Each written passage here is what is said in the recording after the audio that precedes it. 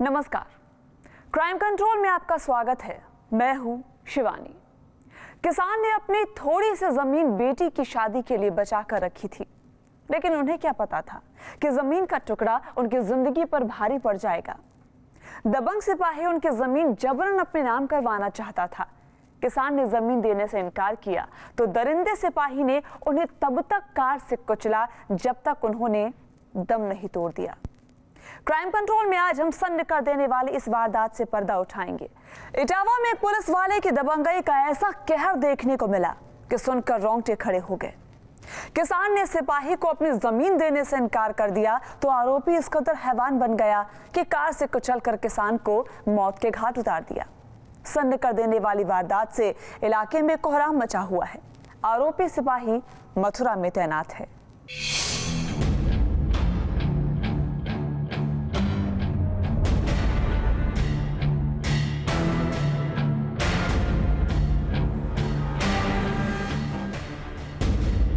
घर में हर तरफ मातम पसरा हुआ है। पिता की हत्या से बेटी बदहवास सी हो गई है। अगले महीने इसकी शादी होनी थी, लेकिन खुशियां थी, उससे पहले ही सब कुछ खत्म हो गया। मां की तो मौत पहले ही हो चुकी है, अब दरिंदों ने पिता को भी छीन लिया।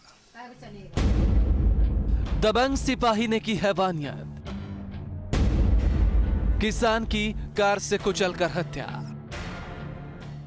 गांव के ही दबंग सिपाही और उसके साथी ने किसान को कार से कुचलकर मौत के घाट उतार दिया। किसान पेड़ के नीचे सो रहा था, तभी आरोपी ने एक बार नहीं बल्कि 3 बार उनके ऊपर कार चढ़ाई, जिससे मौके पर ही उन्होंने तड़प तड़प कर दम तोड़ दिया। दिन दहाड़े हैवानियत का नंगा नाच देखकर कोई विरोध करने की हिम्मत नहीं जुटा सका। क्रूरता की हदें पार कर देने वाली इस वारदात से हड़कंप मचा हुआ है। गाड़ी रेस में ले आया, चढ़ा दिया उसके ऊपर, वो उज गया, कपड़ा उसे उज गया, तो फिर कहना उसको हाथ बहुत पहिया से, फिर मैंने गाड़ी निकाली, फिर चढ़ा दी, फिर लाइन चला कर सीधा कुचल के मार दिया उसको। कौन लोग थे कुचल के मारने वाले? वो प्लाट के ऊपर। तो आप लोगों ने बचाने का प्रयास नहीं किया? अब हम क्या करते साहब, अकेले आदमी आते, वो लोग बोलते तो ठीक है, तो मुँह साथ दे देते साहब।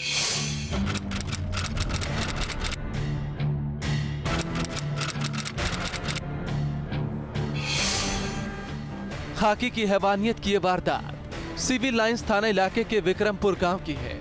किसान नरेंद्र अपने खेत पर पेड़ के नीचे सो रहे थे, तभी गांव के दबंग सिपाही देवेंद्र ने अपने साथी बबलू के साथ इस जघन्य वारदात को अंजाम दिया।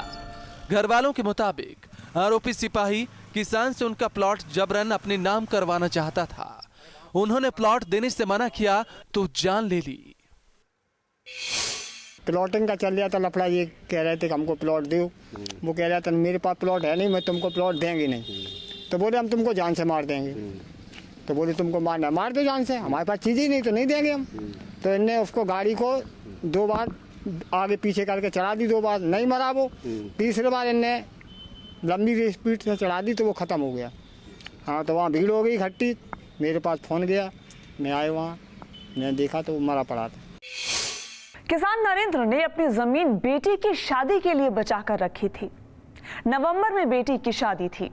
बेटा तो अभी नाबालिग ही है, लेकिन उसे क्या पता था कि दबंग सिपाही इस कदर हैवान बन जाएगा। पीड़ित परिवार के मुताबिक आरोपी प्लॉट नहीं देने पर किसान को जान से मारने की धमकी दे रहा था, लेकिन वो इस कदर हैवानियत पर उतारू हो जाएगा, ऐसा किसी ने नहीं सोचा था।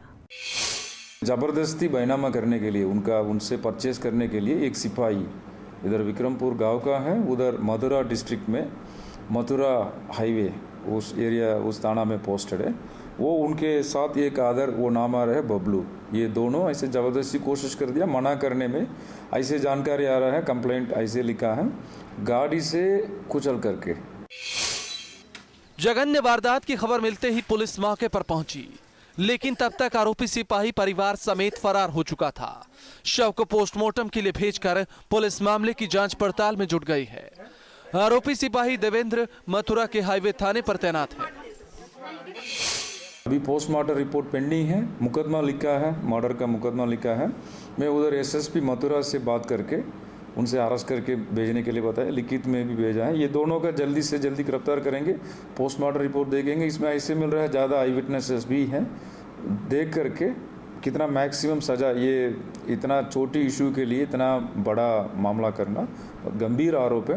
मैक्सिमम सज़ा हम लोग ऐसे फांसी के लिए पूरी कोशिश करेंगे, इन लोगों का फांसी मिल करके देने के लिए पूरी कोशिश करेंगे। आरोपी सिपाही और उसके साथी के खिलाफ केस दर्ज कर पुलिस उसकी तलाश में जुटी है। इटावा एसएसपी का कहना है कि उन्होंने मथुरा एसएसपी से बात की है और सिपाही को गिरफ्तार करने के लिए कहा है। एसएसपी ने कहा कि सिपाही ने जिस तरह से मामूली बात पर जघन्य वारदात को अंजाम दिया है वो हैरान कर देने वाला है, लिहाजा उसके खिलाफ कड़ी से कड़ी कार्रवाई की जाएगी। क्राइम कंट्रोल के लिए इटावा से अन्नू चौरसिया, न्यूज स्टेट, उत्तराखंड, उत्तर प्रदेश। कर्ज के 10,000 रुपयों को लेकर एक परिवार को परेशान करना उन्हें भारी पड़ गया। 10,000 के बदले वो 30,000 ऐंठ चुके थे। बावजूद इसके और रुपए वसूलने की फिराक में थे, लेकिन इस दबंगई की कीमत उन्हें अपनी जान देकर चुकानी पड़ी। बुलंदशहर में 11 दिन पहले हुई डबल मर्डर की वारदात का पुलिस ने खुलासा किया तो हर कोई सन्न रह गया।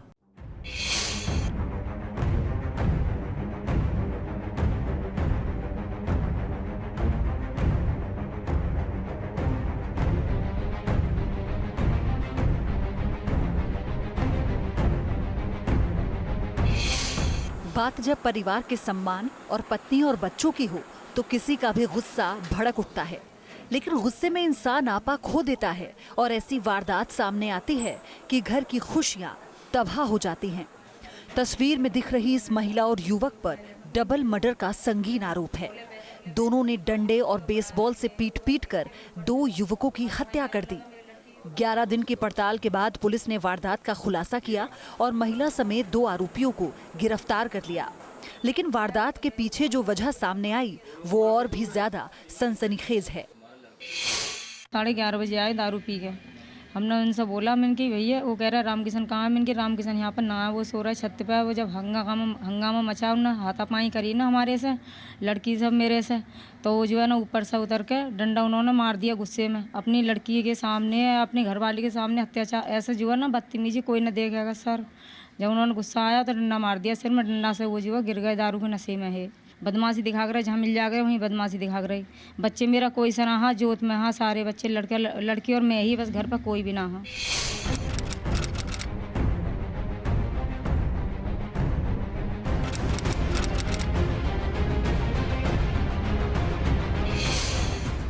सनसनीखेज वारदात सिकंदराबाद इलाके की है। बीते 1 अक्टूबर की रात रॉकी और उसके दोस्त गौरव की पीट कर हत्या कर दी गई थी।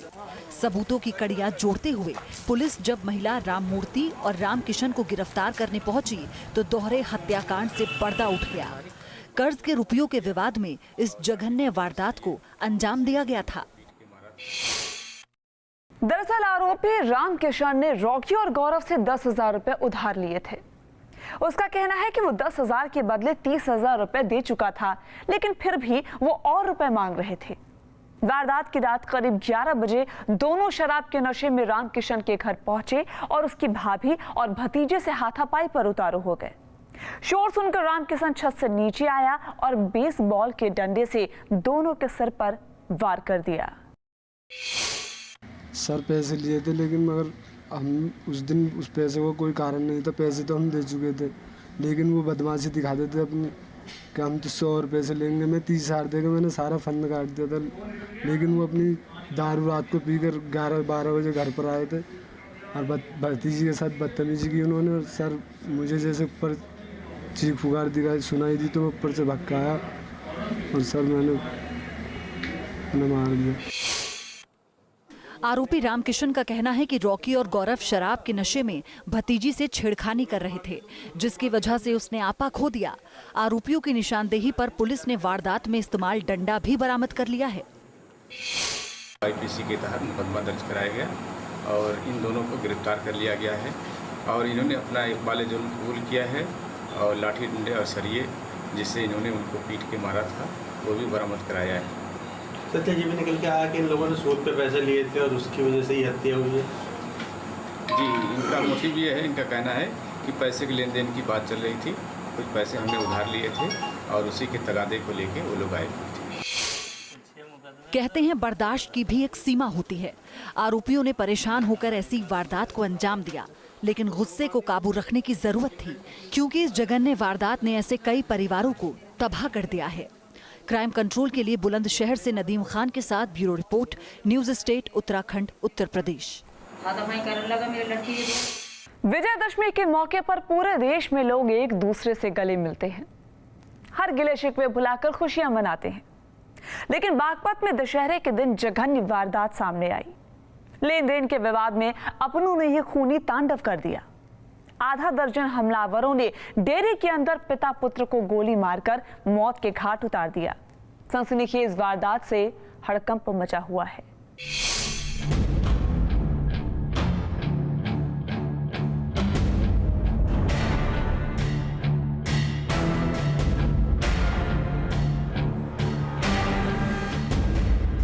लेन देन का विवाद अक्सर रिश्तों में जहर घोल देता है।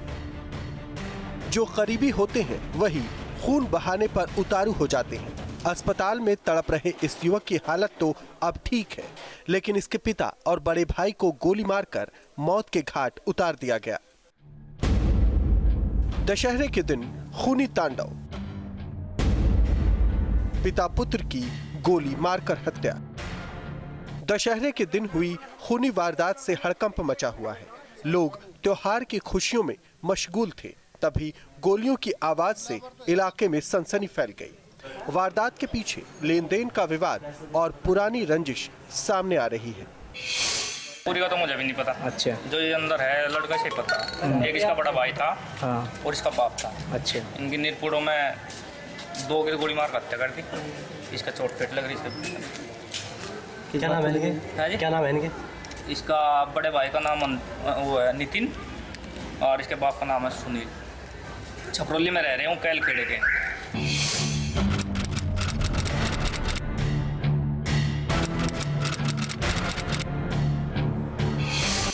डबल मर्डर की वारदात थाना दोघट के निरपुड़ा गांव की है, जहां कामधेनु दूध डेयरी के संचालक भूपेंद्र का उसके मौसेरे भाइयों से विवाद हुआ, जिसके बाद ये खूनी वारदात सामने आई।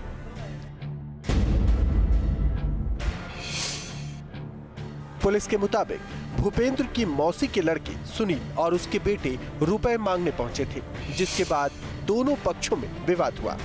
भूपेंद्र ने फायरिंग कर दी, जिसमें सुनील और उसके बेटे नितिन को गोली लगी। दोनों की मौके पर ही मौत हो गई। फायरिंग में 2 अन्य लोग भी जख्मी हो गए हैं। वारदात का मुख्य आरोपी भूपेंद्र एसएसबी का सिपाही है। पुलिस के मुताबिक मुख्य आरोपी भूपेंद्र और सुनील रिश्तेदार ही हैं। दोनों परिवारों के बीच लेन देन का विवाद चल रहा था। मृतक सुनील रुपए लेने ही डेयरी आया था, तभी विवाद हुआ और फिर आरोपियों ने अंधाधुंध फायरिंग कर कोहराम मचा दिया। गोलीकांड का मुख्य आरोपी भूपेंद्र काफी दिनों से नौकरी ज्वाइन करने नहीं गया।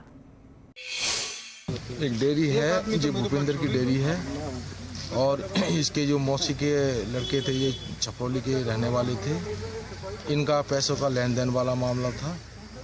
इसमें सुनील और अंकित और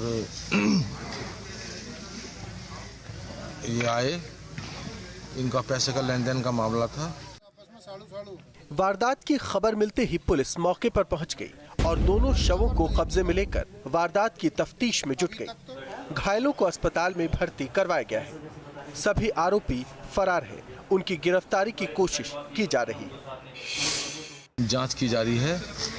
हमलावर कहाँ तैनात है, किस चीज में है? इसका भूपेंद्र जो है पहले एसएसबी में कांस्टेबल बताते हैं और अभी ये वहाँ से अब्सेंट है, जो यहीं पे रह रहा है और गिरफ्तारी कराई जा रही है। रुपयों के विवाद ने एक परिवार को उजाड़ दिया। 2 दिन पहले थाना दोघट इलाके में ही 5 लोगों की हत्या कर दी गई थी, जिसमें 2 सिपाही भी शामिल थे। एक के बाद एक सनसनीखेज वारदात से इलाके में हड़कंप मचा हुआ है। क्राइम कंट्रोल के लिए बागपत से मनुदेव उपाध्याय, न्यूज स्टेट, उत्तराखंड, उत्तर प्रदेश। किसान अपनी धान की फसल देखने खेतों की तरफ गया था, लेकिन फिर नहीं लौटा। 7 अक्टूबर को ही अपहरण की वारदात से घर वाले गहरे सदमे में थे, लेकिन उनके सही सलामत घर लौटने की उम्मीद थी। लेकिन घर में मातम उस वक्त पसर गया जब घर से 500 मीटर की दूरी पर ही एक नाले से उनकी सड़ी गली लाश बरामद हुई। सनसनीखेज वारदात खटीमा की है।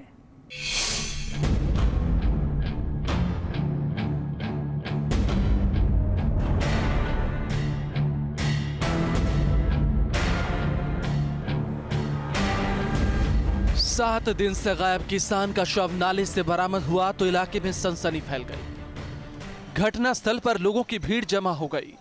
शव की हालत ऐसी हो गई थी कि पहचान कर पाना बेहद मुश्किल था। पैंट की जेब से बरामद फोन के जरिए घर वालों ने उसकी पहचान की। आशंका है कि जिस दिन वो गायब हुआ था उसी दिन किसी ने उसकी हत्या कर शव नाले में फेंक दिया। शव को कब्जे में लेकर पुलिस मामले की जांच पड़ताल में जुटी है। राजकिशोर जी जो 5 तारीख की सुबह से गायब था, सुबह हमको सूचना मिली कि यहाँ बॉडी मिली है, तो हम लोग यहाँ पर सूचना पे आए हैं। जो बॉडी को देख करके पहचानने लायक तो नहीं है, लेकिन उसने जो पैंट पहन रखी है उसमें जो मोबाइल मिला है तो उसके बेटा जो है हमारा वादी मोहित, उसके द्वारा पहचान की गई है कि ये राजकिशोर ही है। अब इसका पीएम कराया जाएगा। पीएम के बाद ही हम इसमें कुछ कह सकते हैं कि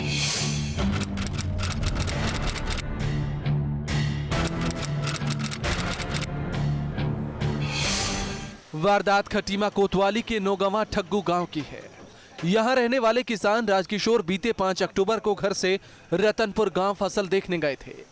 वहां पर उनकी 7 बीघा धान की फसल है, लेकिन देर रात तक भी वो घर से नहीं लौटे तो अपहरण की आशंका जताते हुए घर वालों ने कोतवाली में तहरीर दी थी। 7 दिन बाद नौगंवा पटिया में नाले से उनका शव बरामद हुआ। जमीन का विवाद चल रहा था और हमें 50 लाख रुपए दिया गया था और 45 लाख रुपए हमें टैक्स के नाम से काटा गया था। कुछ ज़मीन भी दी गई थी। उस ज़मीन के विवाद चल रहा था। तो कितने दिन से लापता थे? वो 5 तारीख से लापता हैं और आज बॉडी मिली है। ये हमें लगता है कि ये हत्याकांड का काम है। परिजनों ने मनोज चंद नाम के युवक पर राजकिशोर के अपहरण की आशंका जताई थी, जिसके खिलाफ केस दर्ज कर पुलिस मामले की जांच में जुटी थी, लेकिन कोई सुराग नहीं मिल रहा था। परिवार वालों ने मंगलवार को कोतवाली में घेराव भी किया था। घर वालों का कहना है कि जमीन और रुपयों का विवाद था, जिसके चलते ही उनकी हत्या की गई, लेकिन पुलिस पोस्टमार्टम रिपोर्ट का इंतजार कर रही है। परिजनों ने जमीनी विवाद के चलते हत्या की आशंका जताई है, लेकिन पुलिस का कहना है कि पोस्टमार्टम रिपोर्ट और टेक्निकल टीम की रिपोर्ट के बाद ही कुछ तस्वीर साफ होगी। जब तक पोस्टमार्टम नहीं हो जाता तब तक कुछ कहने की स्थिति में नहीं है। और बॉडी को देख करके लग रहा है कि वो 1 हफ्ता पुरानी है और उसकी पैंट की जेब से मोबाइल मिला है उसका और वो सुरक्षित है, बैटरी निकाल के रखी हुई है। तो अभी ये पीएम के बाद ही हम कह सकते। किसान की हत्या किसने और क्यों की, इन सवालों के जवाब पुलिस के पास नहीं है। पुलिस और एसटीएफ की टीम वारदात की जांच में जुटी है। उम्मीद है कि जल्द ही साजिश का पर्दाफाश होगा। क्राइम कंट्रोल के लिए खटीमा से धीरेन्द्र मोहन गौड़, न्यूज स्टेट, उत्तराखंड, उत्तर प्रदेश। बुराई के प्रतीक रावण को तो जला दिया गया, लेकिन यूपी में जुर्म के रावण का अंत कब होगा, इसका जवाब किसी के पास नहीं है। गाजियाबाद में बाइक सवार बदमाशों ने क्रॉकरी व्यापारी से दिन दहाड़े 4 लाख रुपए लूट लिए और तमंचा लहराते हुए फरार हो गए। सुबह करीब 10 बजे हुई सनसनीखेज वारदात से हड़कंप मचा हुआ है।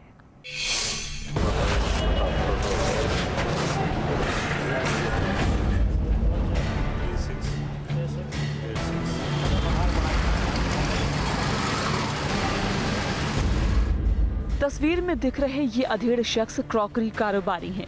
सुबह ये घर से निकले तो थे दुकान जाने के लिए, लेकिन दुकान खोलने के बजाय थाने और पुलिस के चक्कर काटने को मजबूर हैं। दुकान के बाहर ही बाइक सवार बदमाशों ने इन्हें अपना निशाना बना लिया और 4 लाख रुपयों से भरा बैग लूटकर फरार हो गए। पीड़ित कारोबारी भागते हुए थाने पहुंचे, आप बीती बयां की, लेकिन थाने से भी उन्हें सिर्फ FIR की कॉपी ही मिली है। दिन दहाड़े हुई वारदात का कोई सुराग अभी तक पुलिस के हाथ नहीं लगा। घर से आया था तो गाड़ी पार्क करी मैंने बाहर रोड के साथ में, तो पैदल बैग लेके अंदर घुसा हूँ। 10-15 कदम चला हूँ मैं, तो पीछे से 3 लड़के आए हैं सामने से, और एक ने मेरे रिवॉल्वर लगाई है, एक ने पीछे से बैग छीना है। तीनों बैठ के बाइक पे बैठ के भाग के। कितना पैसा था? 4 लाख रुपए का।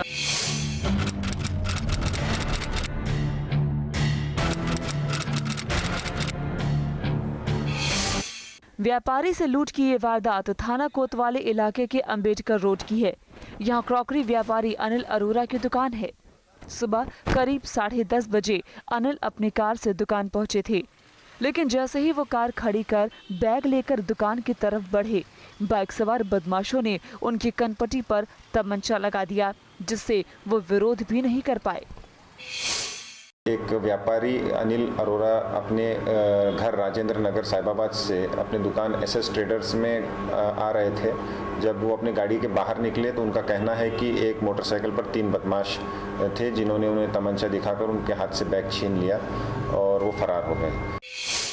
कारोबारी के मुताबिक बदमाशों ने महज 10 मिनट में रुपयों से भरा बैग लूटा और फरार हो गए। इतना ही नहीं, जिस जगह पर वारदात को अंजाम दिया गया वो बेहद भीड़ भाड़ वाला इलाका है और वहां पर सुबह से लेकर शाम तक लोगों की भीड़ रहती है। बावजूद इसके शातिर लुटेरे बड़े आराम से लूटपाट कर फरार हो गए। पीड़ित कारोबारी की तहरीर पर केस दर्ज कर पुलिस शातिरों की तलाश कर रही है। कि थाना कोतवाली अंतर्गत अंडर सेक्शन 392 आईपीसी एफआईआर दर्ज की जा रही है और अज्ञात बदमाशों का पता लगाया जा रहा है। कुछ आइडेंटिफाई हुए हैं बदमाश कौन है, किस तरह का है? हमारे पास कुछ क्लूज मिले हैं जो अभी हम डिस्क्लोज करना नहीं चाहेंगे, और भी वहाँ लोकल सीसीटीवी फुटेज से कुछ इन्फॉर्मेशन मिली है जिसके आधार पर हम आगे कार्रवाई कर रहे हैं। पुलिस का कहना है कि लोगों से पूछताछ और मार्केट में लगे सीसीटीवी फुटेज से अहम सुराग हाथ लगे हैं, जिसके जरिए आरोपियों की धरपकड़ की कोशिश जारी है। पुलिस अपराधियों की पहचान कर उन्हें जल्द पकड़ने का दावा कर रही है, लेकिन दिन दहाड़े सरे बाजार लुटेरे जिस तरह से लूटपाट कर फरार हो गए वो शहर की सुरक्षा पर सवाल खड़े करने वाला है। क्राइम कंट्रोल के लिए गाजियाबाद से सोनू अरोरा के साथ bureau report, news state Uttarakhand Uttar Pradesh. गुस्सा इंसान को इस कदर हैवान बना देता है कि वो गुनहगार बन जाता है। इटावा में सिपाही ने किसान को कार से कुचलकर मौत के घाट उतार दिया तो बुलंदशहर में लेन देन के विवाद में 2 युवकों की पीट कर हत्या कर दी गई। लिहाजा गुस्से पर काबू रखने की जरूरत है।